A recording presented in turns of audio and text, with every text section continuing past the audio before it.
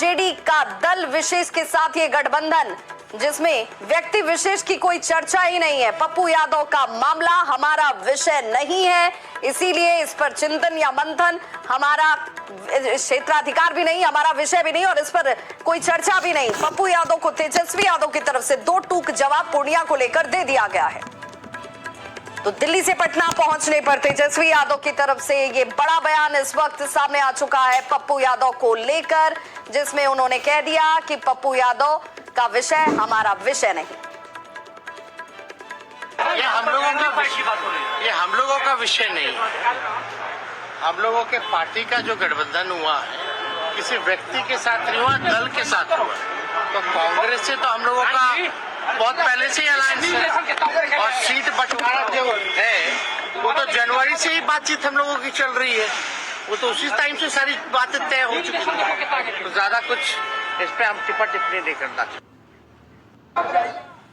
ये बड़ी खबर, महागठबंधन ने काफी गहन मंथन के बाद सीटों के बंटवारे का ऐलान कर दिया है। 26, 9 और 5 के फॉर्मूले पर सीट का बंटवारा किया गया है, जिसमें कांग्रेस को किशनगंज और आपको बता दें कि कांग्रेस को 9 सीटों पर चुनाव लड़ने का मौका दिया गया है, जिसमें आपको बताते चले इधर सीपीआई को भी दिया गया है। सीपीआई-एमएल आरा, काराकाट और नालंदा से चुनाव लड़ेगी। इधर कांग्रेस के जो उम्मीदवार होंगे वो किशनगंज, कटिहार, भागलपुर, पश्चिम चंपारण यहां से चुनाव लड़ेंगे। तो वहीं सीपीआई बेगूसराय से चुनाव लड़ेगा। तो महागठबंधन सीटों का ऐलान हो गया है, सीटों के बंटवारे का ऐलान कर दिया गया है।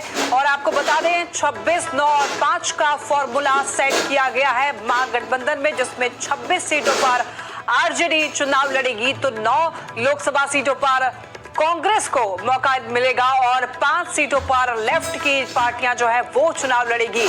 तो ऐसे में सबसे ज्यादा लोकसभा सीटों पर आरजेडी के उम्मीदवार उतारे जाएंगे और 9 लोकसभा सीट पर कांग्रेस के उम्मीदवार अब फाइनल होंगे।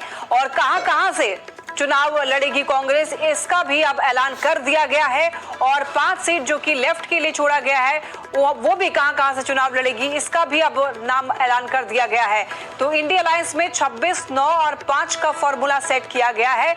अभी आपको बता दें इंडिया अलायंस ने प्रेस कॉन्फ्रेंस करके ये जानकारी दी है, जिसका आपको ग्राफिक्स के जरिए भी आपको बता रहे हैं कि आरजेडी की कौन कौन सी सीट होगी। आप देख सकते हैं पाटलिपुत्र, मुंगेर, जमुई, इन सीटों पर आरजेडी उम्मीदवार उतारेगी। बांका, पूर्वी चंपारण, शिवहर और वहीं गया, नवादा, जहानाबाद, इन सभी सीटों पर आरजेडी के उम्मीदवार होंगे। औरंगाबाद, वाल्मीकि नगर और बक्सर, पाटलिपुत्र, मुंगेर, जमुई, इन सभी सीटों पर आरजेडी के उम्मीदवार लोकसभा का चुनाव लड़ेंगे। सिवान, गोपालगंज और उजियारपुर से भी आरजेडी के उम्मीदवार होंगे। तो वहीं दरभंगा, मधुबनी, झंझारपुर से भी आरजेडी के उम्मीदवार होंगे। सुपौल, मधेपुरा और पूर्णिया से भी